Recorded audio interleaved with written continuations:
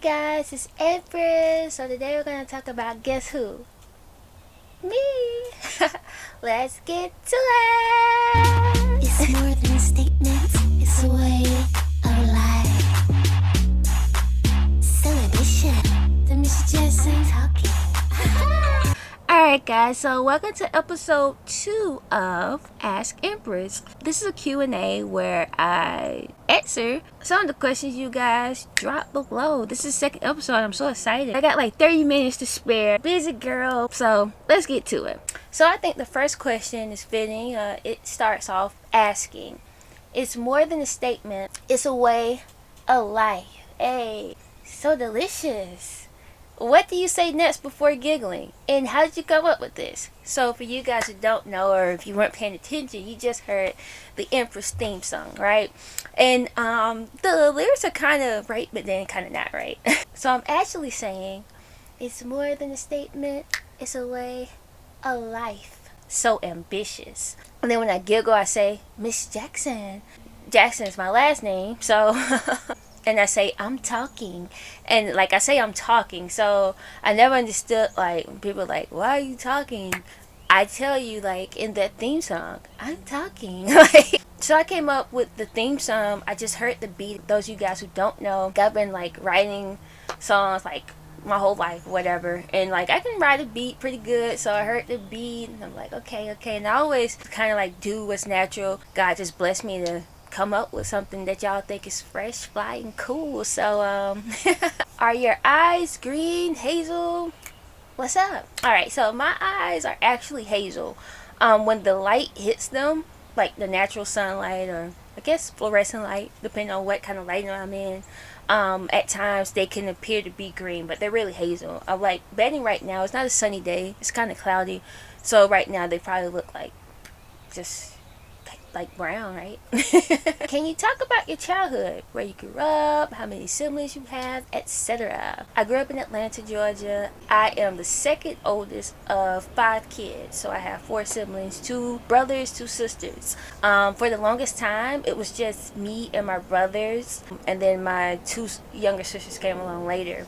With that being said, I had a very adventurous type of childhood. I was forced to, well, not forced, but you know, it could be lonely if you're like the only something, like the only girl, the only boy. It can be quite lonely at times, and I think that's where my love of music came from, because my 2 brothers, they shared the room, so at nighttime they talk to each other, whatever. Like I would get jealous, like, oh, ain't nobody to talk to.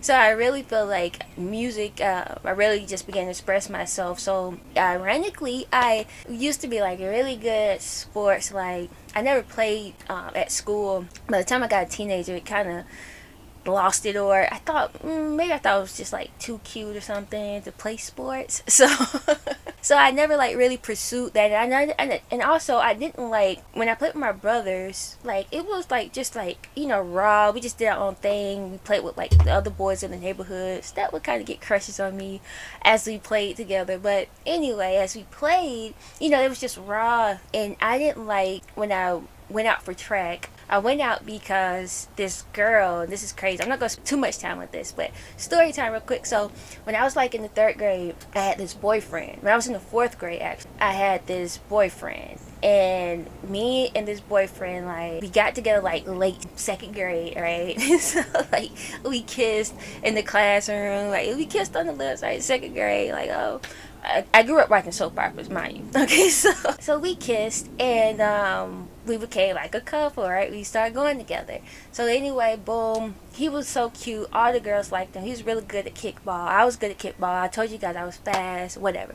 So anyway, this girl comes to the school, a new girl, and the new girl is making him laugh, right? So you know, ladies and guys, y'all know how it is. If somebody making your man laugh, you like, hold up, what? And now this is 3rd grade. I'm already like, hold up, what? So like, I'm kind of ashamed to say this. So anyway, the guy, or the boy, he was a little boy, I'm not gonna say a guy, he was a little boy. So what ended up happening is, like, it was like choose him day. So me and, choose, or basically he chose us. It was choose us day, right? Choose your girl day.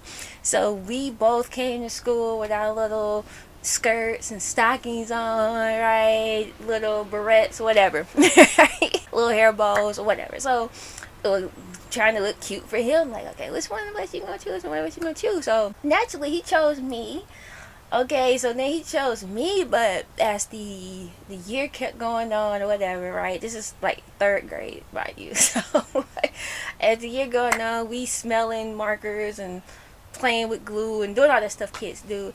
And again, this girl just still making my little boyfriend just laugh. And she also was fast at running. Like, I was the fastest girl at school, so now it's competition. Like, oh, snap. What is this girl trying to do? So anyway, boom. She ended up running track. And so my little boyfriend, he went out to run track. So naturally, I'm like, okay, I got to join this team. And I went out for the track team. I probably went maybe like 2 practices. I was just so used to just being free, just running how I wanted to run. And I just didn't like the structure at all. I didn't like people yelling at me and telling me what to do. It's like, whoa, stop it, I can't do this. So anyway, I stopped doing the track, and long story short, she eventually got my man, so learning lessons in 4th grade. So yeah, so that's a glimpse into my childhood. What does Empress do for fun? As a child, I was able to really, and I love my mom for it, I was really able to like just be creative. And I always say my mom's like different child, meaning that I was always just doing something different, right? So, and I was always never like other kids, if that makes sense. And I'm quite sure a lot of you guys out there can identify with that. Like, I was just always different. Like, I was always focused on kind of like creating something, and I don't believe in wasting time at all. Even to this day, yes, what I do for fun, I'm kind of like a slick workaholic, because I am always literally working, and to me it's not working because I'm making money. I like money, so it's either I'm like, starting an online Depop shop, or I'm writing books, or again, and what I'm doing is always making me money. It is something creative, right? So I'm just a person that can't sit still. I don't think I would be one of those people like, oh, I'm retiring. I mean, what is life without work? And I always love to read. I never have liked fiction books after I like got out of childhood. Like, so after elementary school, I stopped reading like fiction books, and I really got into like middle school, high school. I really got into like reading autobiographies. I always just love the experience somebody has had, especially if they're successful, and even if they're not successful, kind of like understanding like their downfall, their demise. That always just interests me. Like, I'm just really full of facts of like old pop culture. So what I do for fun, what everybody else does, hang out with friends, online or whatever. I think I am the fun, honestly. Like, I feel like I can do, to me, anything that I haven't done before is potentially fun, because it's a new experience. And yeah, I just like to be creative. But I'm most happiest though, honestly, watching like Dynasty. When did you first start doing YouTube, and how did it inspire you? So I first started doing YouTube. I said this the first episode. I first started doing YouTube when I got like middle school, when Justin Bieber was really hot, when covers was a thing. Like, I really wanted to get discovered on YouTube, so I would just like do covers, for a while there I was real inspired. And I don't think any at least any black girl that was alive in like 2009 to 2012, like, musically you wasn't inspired by Nicki Minaj. So I remember like I was on here, and again, I've always just been creative, just different, like, and I always have tried to be not purposely different, but just making sure that I am very distinctive. Like, even to, I think, the content I give you guys now, like, my reaction is very distinctive from whoever else you might watch. I think you guys might agree with that, because I'm just being myself. And so anyway, I remember my fans at the time, they got mad because they're like, whoa, like, you're trying to sound like Nicki Minaj. And I was trying to do that because it's kind of like, hey, she's hot right now, and I'm trying to get views. So I guess you can call that like compromising. But again, I was really influenced by Nicki though, because for a while there, I had got like a writer's block. I couldn't really write like songs, and I just had kind of became a rapper. So anyway, boom, I came back to it like 5 months ago. Ironically, I saw like Twins the new trend. I saw their reaction to Dolly Parton's Jolene, Jolene, Jolene, Jolene. Right? So I'm sitting to do Jolene. I'm like, whoa, first of all, like, who are these guys, right? And listen to Dolly Parton, and like, they make me laugh, and they kind of reminded me of myself, and just how, like, silly I can be with songs. Because again, if you haven't noticed, I have a real kind of like light personality, right?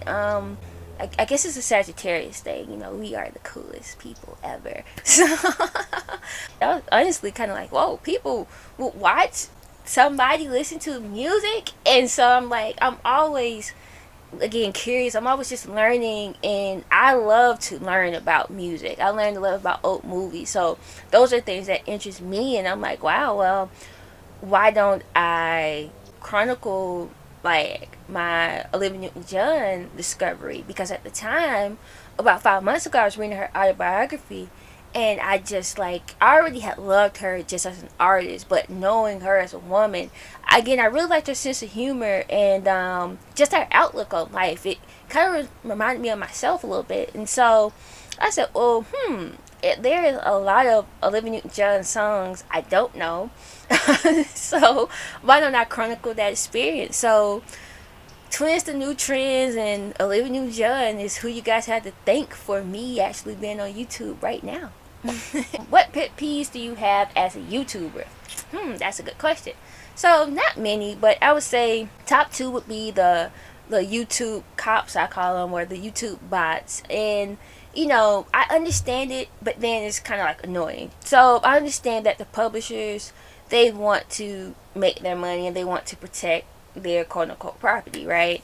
And what happens is these bots, they are just trained, right? Artificial intelligence, that's how it works, machine learning. So like, they're trained to identify like a song or image, and how they do that I don't really know, kind of like the algorithm of how they do it, but whatever, they do it, and they do it to the point where sometimes they're right, most of the times they're right, and then sometimes they could be like terribly off. But anyway, once it gets ID, it's kind of like you go to YouTube jail, your video goes to YouTube jail, it's locked up, right?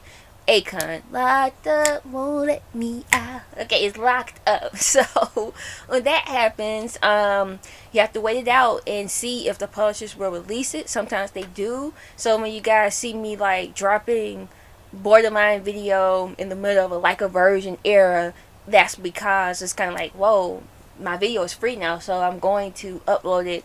I'm going to publish it on YouTube at this point, right? Because we do spend a lot of time,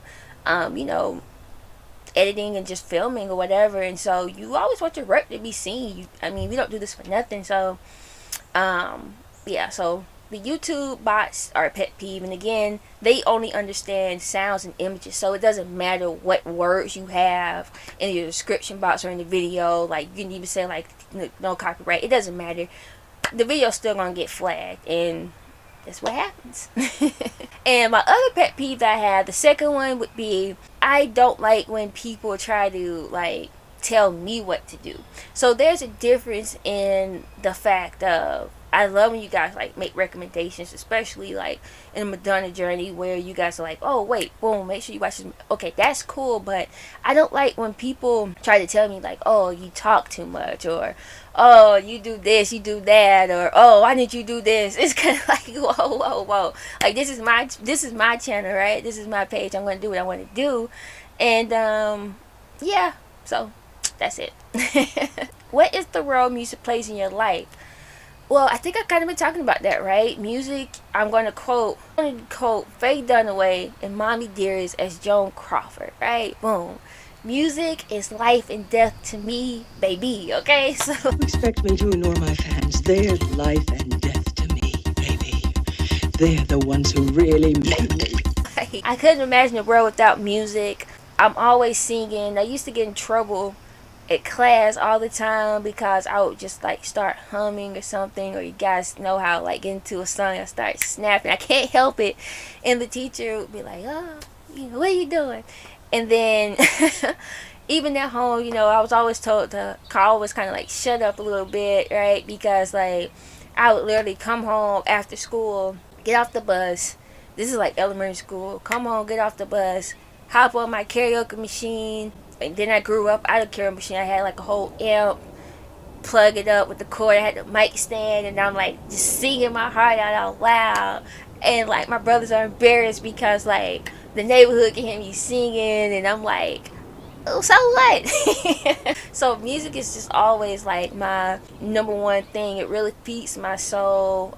It's like very spiritual to me. It's a part of me. So music is everything. Would you do a video scene hopelessly devoted to you? Ooh, guess mine is not the first heartbroken. My eyes are not the first to cry. I'm not the first to know. There's just no getting over you. Him with a steel guitar. You know, I'm just a fool who's willing to sit around and wait for you. Oh, baby, can't you see? There's nothing else for me to do. I'm hopelessly devoted to you. Sing with me, come on. But now there's nowhere to hide since you pushed my love aside. I'm out of my head, hopelessly devoted to you. Hopelessly devoted to you.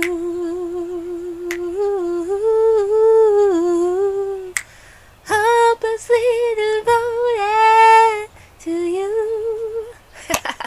Alright, there you go. What got you interested in covering Madonna and going on your journey of discovery?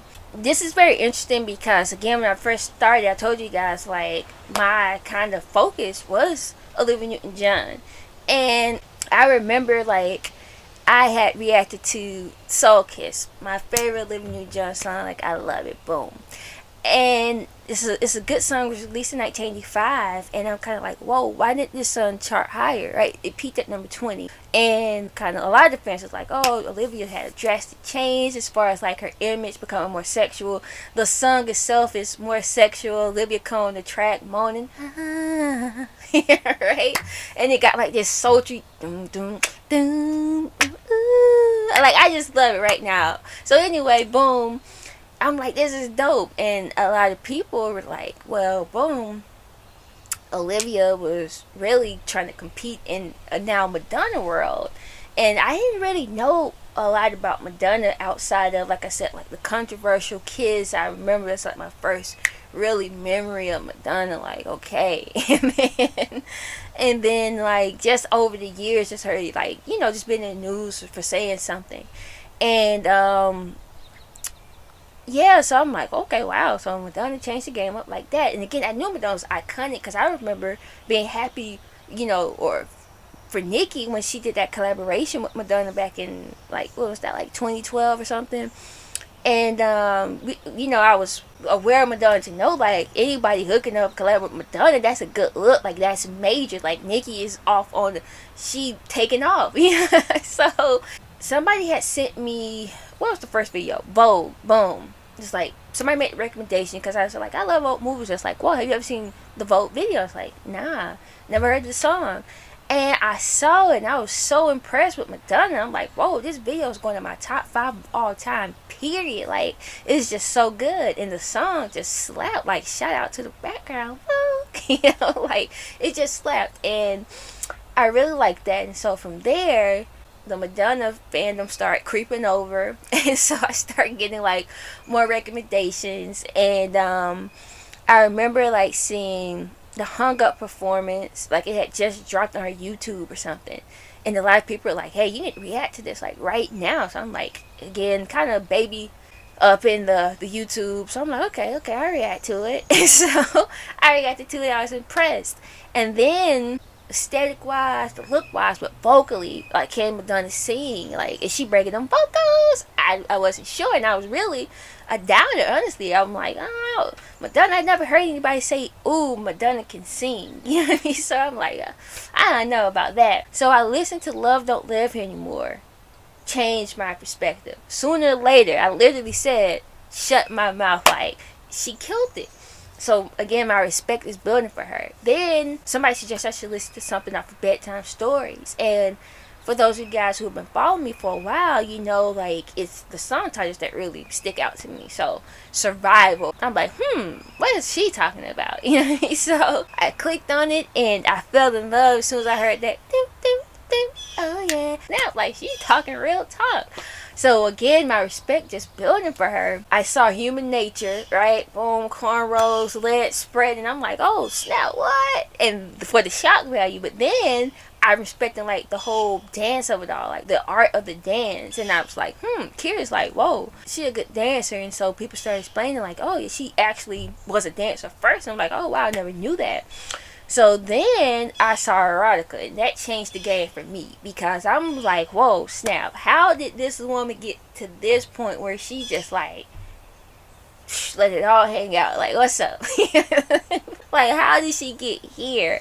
And so that is how the journey started. I had to understand, like, and I haven't gotten there yet, understand, like, what happened in her career to get her to erotica. And to me, it's just so interesting just seeing all of what I've seen so far in the early years. Again, respect is a word I keep using with her, but it's just so much she went through, and her grind was really real. And even just like from a music standpoint, like, I didn't know Madonna had so many bops, you know, just to be honest, because again, she wasn't on my radar.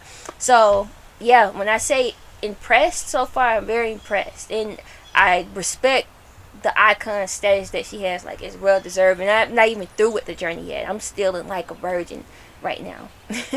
Is there someone or something that caught your attention to music? This man right here on my shirt, Michael Jackson. Like, I remember, again, I've always been musically inclined. Like, I remember just like making up songs before I could even write. Like, if my mom was sweeping, or if I saw the moon, I'm like making up a song in my head. The moon is shining, the moon, da da da, right? Whatever, right? So I'm just always making up songs in my head.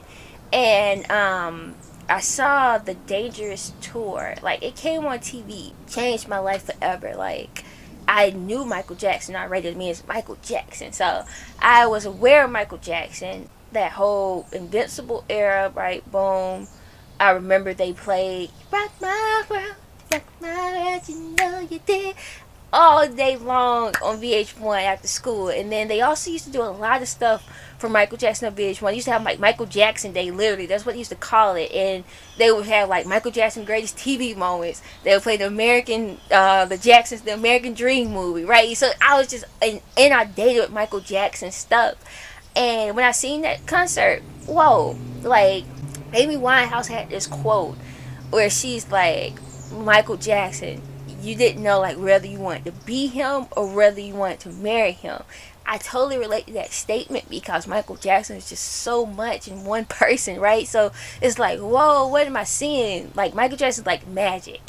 And on that stage, it's like, whew, magic. But then on the stage, vocally too, right? Earth Song will have me crying right now if I heard it, okay? Just magic, like, whoa, it's out of this world, right? People just faint on sight. Like, who is doing that? You know what I mean? Like, Michael don't even say nothing. He just pop up from the stage and look, and it's like, he just falling out. And so just seeing that kind of power and that kind of just magic, it's like, oh, I want that. And to answer the second half of this question, to appreciate all kinds, you know, I love Madonna's journey, but you have a journey as well. Can you visualize what's up ahead? Well, as far as being like a YouTuber, I really want to get into doing like some of the shows I love. I just named one. I think a lot of people enjoy that. And then some of the movies. But the thing about movies and shows is, again, you have those copyright issues. And then also, it's more time consuming as well to really do movies and shows. But I want to make it work, so we'll see. As you're taking in this Madonna journey, you're starting to understand how polarizing Madonna has always been. That's true. As an avid fan, how did you experience all of Michael Jackson's public scrutiny and the defacement of his artistic legacy? Well, one thing's for sure. Michael Jackson, like, the music will never die, period. Like, the performances will never die, period. Like, there is nobody that's touching Michael Jackson. So, even the most avid Michael Jackson hater, like, oh, I hate the guy. But boom, you put on some Beat It, you put on some Thriller, you put on some Billie Jean, they gonna move a little bit. And again, this is Michael Jackson. Now, what's interesting is, again, I became, just because of birth, right? When I became a Michael Jackson fan, controversy had already hit Michael, in the sense of, well, Michael Jackson, number one, had been controversial by the time Thriller dropped, right? Boom. Michael Jackson was always controversial, whether it's getting burnt, Pepsi commercial, glove hand one, right? Not making TV appearances. Like, he was really, really good at the art of mystique in the 80s, right? Boom. Which I think later came back to bite him in the butt. But being a Michael Jackson fan, like, all my moonwalkers out there, shout out to all my moonwalkers out there. Like, we're a different breed. Like, you just have tough skin, and not only that, you have to really, like, just believe. Because one thing about Michael Jackson fans, we're gonna do our research, okay? So, like, because with Michael Jackson, you have to do your research, because, again, of all of the public scrutiny, all the controversies. And so, just being a Michael Jackson fan is like, I know people who would literally fight for it. They have fought people over Michael Jackson. So, I just think it's one of those things where it's kind of like, either you ride or you don't. You know what I mean? So, but I would also like to say, again, I'm very protective of, my icons, right? But I can also remove myself from the fandom to be objective, to be like, dang, Michael, Diana, like, that wasn't, that was, they was wrong, that was messed up, like, shouldn't say that, you know what I mean? So it's kind of like, always be objective too. Like, it'd be some people that just be like in straight up denial, and that's never a good way to be in life, period. Were you previously aware of the ageism? Were you previously aware of how much ageism Madonna has been the brunt of in recent years?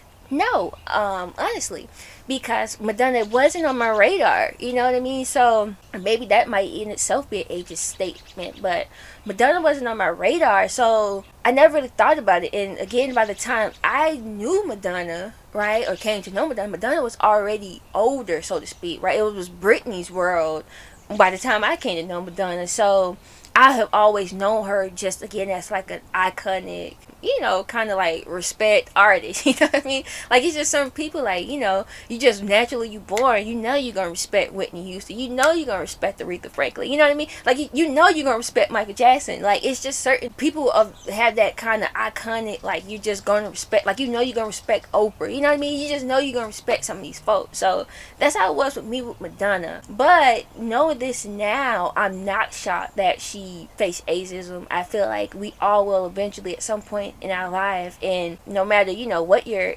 field is, even your personal life, right, you're always going to face that ageism.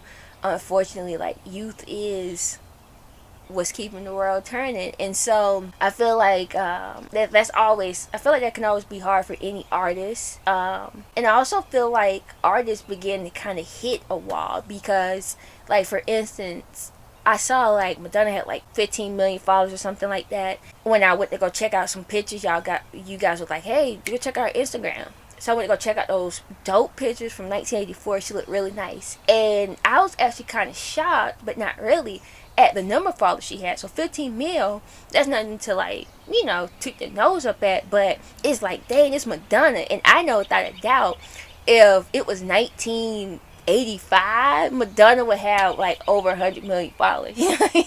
It's just like the way of the world, you know what I mean? And so I think that could be very depressing for an artist, because what ends up happening is your audience starts to get disengaged with you, right? I feel like you really have 10 years to be like hot, right? You like running the game, you hot. After those 10 years, and I feel like Beyonce is at this point now, after those 10 years, if you good, like, if you next level good, you hit that kind of iconic status the next decade, right? Where your name kind of precedes you. So people are going to buy off the strength of you. People are going to support off the strength of you. But then what ends up happening is toward that latter second decade, right? So the 20-year decade, what ends up happening is your fan base starts to wane a little bit. And it wanes in the sense that when this artist, now 20 years in the game, they want to create something new, right? They want to be different. Now their fan base is kind of stuck in their ways, and the fan base just want to see and hear, like, or I won't say the fan base, I would say the majority of the public wants to hear them classics, right? The majority of the public want to hear Madonna sing Into the Groove, Vogue, you know what I mean? Lucky Star, stuff like that, right? Your favorites at that point. You're like, oh, because now as a fan, you've built up that kind of emotional attachment, like, well, you got me through this period of my life, so I want to see X, Y, and Z. And that could be hard on the artist, because now the artist is kind of boxed in a sense, and people aren't really checking for their new stuff either. So yeah, I can see it's kind of heartbreaking. And then all of that, also, if you've been in the game that long, right, it's like Michael Jackson, how do you top a Thriller? You know what I mean? Like, how can you do that? You know what I mean? And it's kind of like with Madonna, right? The 80s, y'all said those were like really her golden years. So it's kind of like, how can you top that? And really, they don't ever top it. They just begin to have kind of like moments later on, right? But nothing really kind of tops what made them iconic in the first place. I'm here for it, Madonna. So oh, and then just one other point too. I feel like, again, I grew up on mostly rap music, and that is very ageist, right? At the end of the day, it's kind of like you reach a certain age and you either look silly to people singing about something so youthful like, or the youth just aren't checking for you anymore. And I don't think that's a bad thing either, because, you know, that person has had their time. I think it's just realizing that you have your time, and I think Madonna smart enough to realize that, but it's still gonna hurt either way. Like, nobody not gonna be like, dang, you know, I'm not the preferred artist anymore. You know, nobody wants that to happen. And I even saw this thing where, like, again, somebody as iconic as Johnny Cash, right, in the late 80s, he didn't have a record deal. You know, you ask anybody back then, Johnny Cash, like, oh, iconic. They name it like Man in Black, you know, that Folsom Prison album, right? A Boy Named Sue, right? They name all that old stuff, like I'm saying, and they're like, yeah, we love him, but nobody was check for his new stuff. Label dropped him, and for years, you know, Johnny was without a label. So it's just bound to happen. I think that's the artist's ultimate fate, is that you eventually get played out. Alright, next question. Has the Madonna journey changed, inspired you in any way? In anything, I don't want to say it changed me, but it just inspires me to just continue to hustle, just continue to grind, and continue to be an individual. I just really, like I said, I really like respect Madonna's journey, and I'm just excited to see this movie. I'm excited to see, like, through her own lens, how will she portray herself. If you could trade places with anyone in the world for just one day, who would you trade with and why? That's a good question. So honestly, I don't think I'd trade places with anybody. Like, I would trade banking accounts with somebody, but not places, because especially celebrity. Because one thing for sure is that a lot of these celebrities, and I know I'm going to get to the part in the journey when it happened to Madonna, I'm going to be able to identify it, right? Like, if you just follow a celebrity, and that's why I love doing journeys. Like, if you follow their timeline, they start off, they bright-eyed, they smiling, they got, like, they, you know, they kind of nice to people, right? Then as the years start going by, like I said, with Beyonce right now, like, it's like the lights start to dim a little bit in the eyes, you know what I mean? It's like, I seen when I was watching those Whitney documentaries, it's like the light just start to dim, and like, these people, we think like, oh, they got everything, but honestly, a lot of these celebrities just be looking sad. And I don't want to switch body. I don't want to do that Freaky Friday, switch bodies and finding out, oh snap, you over here got problems, you depressed. Nah, so let me just switch the bank accounts. Let me run a checkup, you know what I mean? Right? For a day, I'm cool. Is Alfred Hitchcock, RuPaul's Drag Race, or Tame Impala on your pop culture radar? So I'm aware of two of these three things. Tame Impala, never heard of before. RuPaul's Drag Race. Yeah, so I used to watch RuPaul's Drag Race. I never really cared for the showroom stuff, like, they getting ready. So like the first 30, I say like the first 40 minutes, I really never cared about that. I always cared like when Ru came down the runway, you know what I mean? Cover girl, put the bass in your walk. I was always here for Ru looks. And just the challenges, and as you see, I always say like 10s across the board. I actually got that from Ru. So so I used to watch Drag Race. I would say the last season I watched, and see, this is how much it changed. Like the last season I watched, I can't even remember like who was on there, but I know like my favorite or some of my favorite seasons, like what, Latrice Royale, Jesus a Biscuit. I like Tyra Sanchez, the season Tyra, and Juju, Alexis Mateo, what's the one with the eyes? Raven, but Alyssa Edwards, right? Not on tonight. So to me, Ru has hit that peak with me, right? Where it's like you got like classic statements, quotables. Now I just can't get into it. It's kind of like once Ru started running Emmys, it got watered down to me. It changed. All right, and then Alfred Hitchcock. So I seen some Alfred Hitchcock movies like The Birds. It's like Cary Grant. He on a train. It's like A View from the Window, something like that.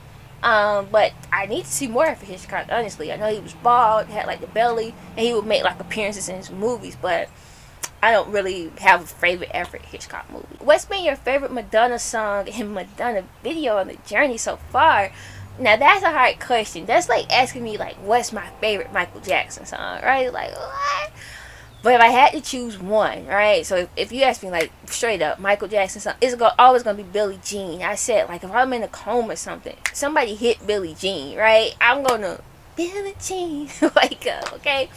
But Madonna for me right now, like Vogue is on that pedestal for me, both in song and video. But then Into the Groove is just like so good, so infectious. And then you have like Borderline. I think Borderline throughout this journey is going to remain with me because it's just like this sweet part of Madonna. It's just so sweet. Like I love the video too. Honestly, Borderline would be my second favorite Madonna video of all time so far. Like it's just so sweet. I just love it. So yeah, I would say Vogue. Take the cake though. Would you do a live interview with Madonna or a private conversation to get some answers to questions that are personal? For sure. Like I'm about to turn down the opportunity to talk to Madonna? No way. That would be dope. Even if it was just for 10 minutes. I got a chance to talk to Martha Davis of the Motels, and we talked for 30 minutes, and I learned so much about her. Like she was just so open and warm and inviting. So if I ever got a chance to talk to Madonna, straight up, like, Madonna, what you want to talk about? I'm here for it, okay? Alright, we're coming on to the last question. You guys had a lot of questions this time. It's ONJ, and that's Olivia Newton-John. And somebody told me I'm like the first person they ever call her ONJ, but I got like this record of her. I wish I had it out here. And she looks really good. Like she on this white sweater. No. I like the album cover. That's the wrong cover. She is like a close-up, and she got like a turtleneck or something. She looks really good, and got ONJ. So I was just like, ONJ. So, she's not my absolute fave. I told y'all that's Michael Jackson, but she's definitely in my top 3. She's my 3rd favorite. The thing that hooked me about Olivia Newton-John is her voice, right? So number one, I grew up on ABC Family. They used to play Grease. All the ABC Family, for those of you guys outside the US, it's a network television station. They used to play Grease all the time, right? We go together like Rama. I was there for it, and I just loved like Sandy, right? I mean, I need to do a whole review on Grease because there's just so many cute moments up in Grease that's underrated. So anyway, I just loved her voice, right? Look at me, has to be right. Summer loving had me a blast. And I think I loved her voice is because it's a voice that I could sing with and sing to. And I just love though in her voice, and like I said, how I tried to do with my voice as well, like you can see her personality is in her voice, right?